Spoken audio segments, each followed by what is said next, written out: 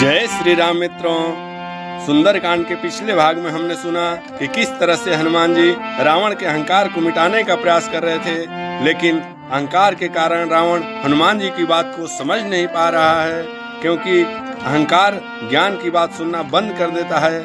आज उसी प्रसंग के साथ हम आगे बढ़ते हैं, कैसे हनुमान जी ने रावण को अंतिम बार समझा रहे हैं। मोह मूल बहुसूल प्रद त्यागहु तम अभिमान, भजहु राम रघुनायक कृपा सिंधु भगवान। हनुमान जी रावण से कहते हैं कि हे रावण, मोह यानी अज्ञान ही सभी दुखों का मूल कारण है। तुम अपने अज्ञान और अभिमान को छोड़ दो और कृपा के समुद्र रघुकुल के स्वामी भगवान श्री राम का भजन करो। यद्यपि कहीं कपियति तबानी, भगति विवेक विरति नहसानी, बोला बिहसी महाअभिमानी, मिला हमहि कपि गुण बड़ ज्ञानी। हनुमान जी ने भक्ति ज्ञान वैराग्य और नीति से युक्त अत्यंत हितकारी वचन कहे, परंतु महान अभिमानी रावण हंसकर बोला, आज तो हमें बड़ा ज्ञानी गुरु मिल गया है। और क्या कहता है रावण, मृत्यु निकट आई खल तो ही लाग सियधम सिखावन मोही, उल्टा होई कह हनुमाना, मत्रिभम त्रोर प्रगट में जाना। रावण हनुमान जी से कहता है, दुष्ट, तेरी मृत्यु निकट आ गई है, तभी तू मुझे शिक्षा देने वाला है। हनुमान जी ने उत्तर दिया, उल्टा है, मृत्यु तो तुम्हारे निकट आई है, तुम्हारी बुद्धि भ्रमित हो चुकी है, यह मैं स्पष्ट देख रहा हूँ। सुनि कपि बचन बहुत खिसियाना, बेगी हरहु मुड़ कर प्राणा, सुनत निशाचर मारन धाये, सचिवन सहित विभीषण आए। हनुमान जी की बातें सुनकर रावण बहुत क्रोधित हो गया और अपने सेवकों से बोला, इस मूर्ख के प्राण तुरंत क्यों नहीं ले लेते। रावण की आज्ञा सुनते ही राक्षस मारने के लिए दौड़े। तभी विभीषण जी अपने मंत्रियों के सहित वहां पर आ जाते हैं। नाई शीस कर विनय बहुता, नीति विरोधन मारिय दूता, आन दंड कछु करिय गोसाई, सब ही कहा मंत्र भल भाई। विभीषण जी ने सिर झुकाकर विनय पूर्वक कहा, हे स्वामी, दूत को मारना नीति के विरोध है, यदि दंड देना है तो कोई दूसरा दंड दीजिए। मंत्रियों ने भी कहा कि विभीषण जी की सलाह उचित है। फिर क्या करता है रावण, सुनत बहसी बोला दस कंधर, अंग भंग करि पठऊ बंदर। विभीषण जी की बातें सुनकर रावण हंसा और बोला, अच्छा, इस बंदर को अंग भंग करके इसे वापस भेज दो। कपि के ममता पूछ पर, सबहि कहे समुझाई, तेल बोर पटबाद पुनि, पावक देहु लगाए।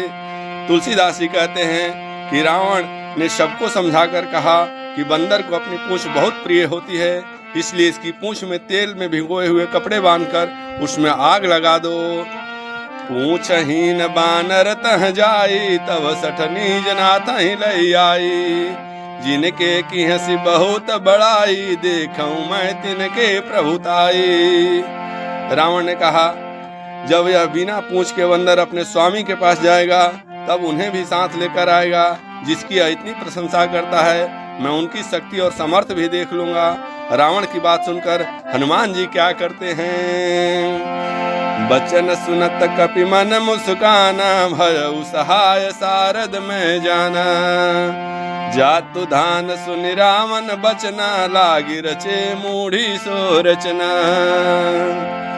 रावण की बात सुनकर हनुमान जी मन ही मन मुस्कुराए और समझ गए कि माता सरस्वती ने रावण की बुद्धि फेर दी है।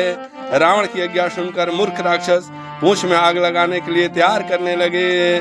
फिर क्या हो रहा है, रहान नगर बस नगृत तेला, बाड़ी पूछ किन कपि खेला, कौतुक कह आए पुरबासी, मारहि चरण करहि बहु घासी। तुलसीदास जी कहते हैं कि हनुमान जी ने अपनी पूंछ इतनी बढ़ा ली कि पूरे नगर का कपड़ा, घी और तेल भी कम पड़ गया। नगर के लोग यह तमाशा देखने आए और हंसते हुए उन्हें पैरों से ठोकर मारने लगे। बाजहि ढोल दे सब ताली, नगर फेरी पुनि पूंछ प्रजाली, पावक जरत देखी हनुमंता, भयउ परम लघु रूप तुरंता। तुलसीदास जी कहते हैं कि लंका में ढोल बजने लगे, लोग तालियां बजाने लगे और हनुमान जी को पूरे नगर में घुमाकर उनकी पूंछ में आग लगा दी गई। आग जलती देखकर हनुमान जी तुरंत बहुत छोटा सा रूप में हो गए। निबुक चढ़े कपि कनक अटारी, भई संभीत निशाचर नारी। बंधन से मुक्त होकर हनुमान जी सोने की ऊंची अटारियों पर चढ़ गए। उन्हें देखकर राक्षसों की स्त्रियां भयभीत हो गई। फिर क्या होता है? हरि प्रेरित तेहि अवसर, चले मरुत 49। 28 करी गरजा कपि, बाढ़ लागी आकाश। गोस्वामी तुलसीदास जी कहते हैं कि उसी समय भगवान की प्रेरणा से 49 प्रकार की वायु चलने लगी। हनुमान जी ने जोरदार अट्ठास किया, सिंहनाद किया और अपना विशाल रूप धारण करके आकाश में उछल गए। देह विशाल परम हरवाई, मंदिर ते मंदिर चढ़ाई। जरई नगर भालोग बिहाला, झपट लपट बहुकोटि कराला। हनुमान जी ने बहुत विशाल और अत्यंत हल्का शरीर धारण कर लिया। वे एक महल से दूसरे महल पर कूदने लगे। उनकी पूंछ से आग से पूरी लंका जलने लगी। भयंकर अग्नि की लपटें चारों ओर फैल गई और नगरवासी व्याकुल हो उठे। तातु मातु हैं सुनिए पुकारा, यही अवसर को हम ही उबारा। हम जो कहा यह कपि नहीं होई, बानर रूप धरे सुर कोई। हनुमान जी का ऐसा कार्य देखकर लंका के लोग रोते हुए कहने लगे, हाय पिता, हाय माता, इस संकट के समय हमें कौन बचाएगा? हमने पहले ही कहा था कि यह साधारण बंदर नहीं है, अवश्य कोई देवता बंदर का रूप धारण करके आया है। साधु अवज्ञा कर फल ऐसा, जरई नगर अनाथ कर जैसा। जरा नगर निमिष एक माही, एक विभीषण कर गृह नहीं। तुलसीदास जी कहते हैं कि संत का अपमान करने का यही फल होता है। पूरा नगर अनाथ की तरह जलने लगा। हनुमान जी ने एक ही क्षण में सारा लंका जला दी, केवल विभीषण जी का घर को नहीं जलाया। फिर क्या होता है? ताकर दूत नल जहि सिरजा, जरा न सोचते ही कारण गिरजा। उलटी पलटी लंका सब जारी, कूदी परा पुनि पूछ मझारी। भगवान शिव पार्वती जी से कहते हैं कि हे गिरिजा, जिन्होंने अग्नि की रचना की है, उनके दूत हनुमान जी आग से कैसे जल सकते थे? हनुमान जी ने पूरी लंका को जलाकर अंत में समुद्र में कूदकर अपनी पूंछ की आग बुझाई। पूंछ बुझाई खोई श्रम, धरि लघु रूप बहोर। जनक सुता के आगे, ठा भयउ कर जोरी। तुलसीदास जी कहते हैं कि पूंछ की आग बुझाकर और अपनी थकान को दूर करके हनुमान जी फिर छोटा सा रूप धारण किया और माता सीता के सामने हाथ जोड़कर खड़े हो गए। माता सीता ने हनुमान जी से क्या कहती हैं? मातु मोहि दीजे कछु चीन्हा, जैसे रघुनायक मोहि दीन्हा। चूड़ा मणि उतारी तब दयऊ, हर्ष समेत पवन सुत लयऊ। हनुमान जी ने माता सीता से कहा, हे माता, मुझे कोई ऐसी निशानी दीजिए जैसे श्री राम जी ने मुझे अपनी मुद्रिका दी थी। तब सीता जी ने अपनी चूड़ा मणि उतार कर उन्हें दे दी।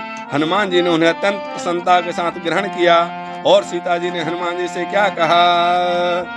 कहु तात यस मोर प्रणामा, सब प्रकार प्रभु पूरन कामा। दीन दयाल विरद संभारी, हरहु नाथ मम संकट भारी। सीता जी ने कहा, हे पुत्र, श्री राम जी को मेरा प्रणाम कहना।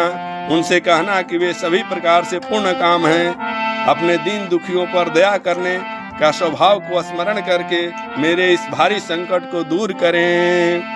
और सीता जी हनुमान जी से क्या कहती हैं?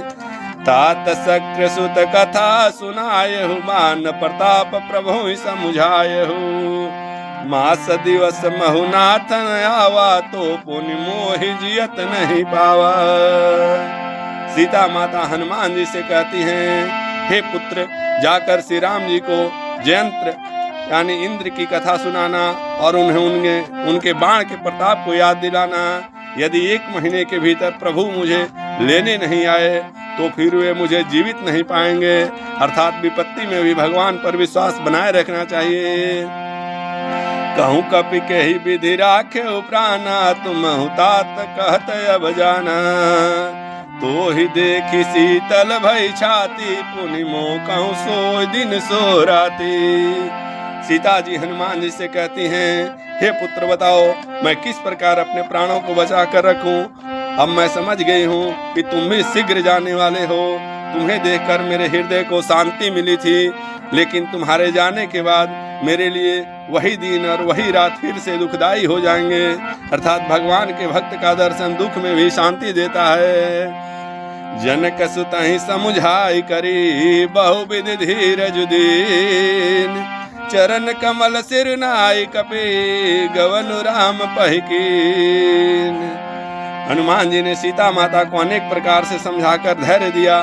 फिर उनके चरणों में सिर नवाकर श्री राम जी के पास लौटने के लिए चल पड़े। अर्थात कठिन समय में धैर्य रखना चाहिए और बड़ों का सम्मान करना चाहिए। फिर क्या होता है, चलत महाधुनि गर्जसि भारी, गर्व श्रवहि सुनि निशिचर नारी। नाग सिंधु ही पार ही आवा, सबद किलकिला कपिन न सुनावा। गोस्वामी तुलसीदास जी कहते हैं कि वापस आते समय हनुमान जी ने बहुत जोर से गर्जना की। उनकी गर्जना सुनकर राक्षसियों के गर्भ तक गिर गए। फिर वे समुद्र लाकर इस पार आ गए और वानरों को अपने विजय का समाचार सुनाया। अर्थात सत्य और धर्म की शक्ति से अधर्म भयभीत हो ही जाता है। हर से सब बिलो की हनुमाना, नूतन जन्म कपिन तब जाना। मुख प्रसन्न तन तेज विराजा, किन श्री रामचंद्र कर काजा। हनुमान जी को देखकर सभी वानर बहुत प्रसन्न हुए। उन्हें ऐसा लगा मानो उन्हें नया जीवित मिल गया हो। हनुमान जी के चेहरे पर प्रसन्नता और शरीर पर तेज देखकर सब समझ गए कि उन्होंने श्री राम जी का कार्य सफल कर दिया है। अर्थात सफलता चेहरे और व्यवहार से झलकती है। मिले सकल अति भय सुखारी, तल फल मौन पाओ जिम्मेवारी। चले हरसि रघुनायक पासा, पूछत कहत नवल इतिहासा। तुलसीदास जी कहते हैं कि सभी वानर हनुमान जी से मिलकर वैसे ही प्रसन्न हुए जैसे तड़पती हुई मछली को पानी मिल जाए। फिर सब आनंदित होकर श्री राम जी के पास चले और रास्ते में हनुमान जी से नई नई बातें पूछते रहे। अर्थात सच्चे मित्र की सफलता सबको खुशी देती है। तब मधुबन भीतर सब आए, अंगद सम्मत मधु फल खाए। रखवारे जब बरजन लागे, मुष्टि प्रहार हनत सब भागे। वो स्वामी तुलसीदास जी कहते हैं कि सभी वानर मधुवन में पहुंचे। युवराज अंगद की अनुमति से सबने वहां के मधुर फल खाए। जब रखवारे उन्हें रोकने लगे तो वानरों ने उन्हें घूंसों से मारकर भगा दिया। अर्थात सफलता के बाद सबके मन में उल्लास बढ़ ही जाता है। इस पूरे भाग में हमने हनुमान जी को रावण को समझाना और नहीं समझने पर यथोचित दंडित करना, यानी लंका को जलाना, सीता माता को धैर्य देना, लंका से विजयी लौटना, वानरों को शुभ समाचार देना और सबका आनंदित होना वर्णित है। यानी धैर्य, विश्वास, सेवा और भगवान के प्रति समर्पण से असंभव कार्य भी संभव हो जाते हैं। प्रभु श्री राम, माता जानकी समेत हनुमान जी की कृपा आप सभी भक्तों पर सदैव बनी रहे। इन्हीं मंगल कामनाओं के साथ अब सभी श्रोतागणों को जय श्री राम।